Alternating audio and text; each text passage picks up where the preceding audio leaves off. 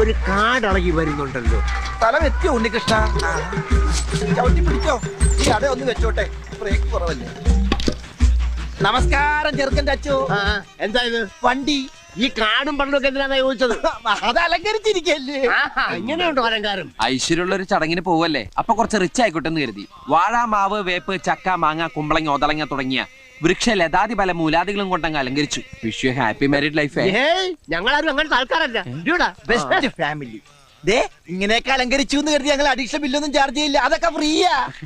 അപ്പൊ ഇനി വൈകണ്ട, നമുക്ക് അങ്ങോട്ട് പോവാം. ഇപ്പോഴേയോ? ഇപ്പൊ പോയാലേ സമയത്തങ്ങ് എത്തുള്ളൂ, കാരണം വണ്ടി നല്ല കണ്ടീഷനാണ്. നമുക്ക് കാറ്റൊക്കെ കൊണ്ട് അങ്ങോട്ട് പോവാം. ബന്ധുക്കളൊക്കെ വന്നു തുടങ്ങിയിട്ടേ ഉള്ളൂ. നീ ഇവർക്ക് ചായ കൊടുക്കാൻ നോക്കി ചെല്ലു. വണ്ടി അങ്ങോട്ട് ഒതുക്കിയിട്ടോ. ഇഷ്ടം പോലെ സമയമുണ്ട്. ഇത്തിരി ദൂരമല്ലേ ഉള്ളൂ. കൊച്ചു വെളുപ്പിന് തന്നെ പോണ്ട കാര്യം എന്താ? വണ്ടി വന്നു. ഇങ്ങനെ പോയാൽ സംഗതി കുഴയും. ശരിയാ, നമ്മൾ ഉത്സവിച്ചാലേ കാര്യം നടക്കൂ.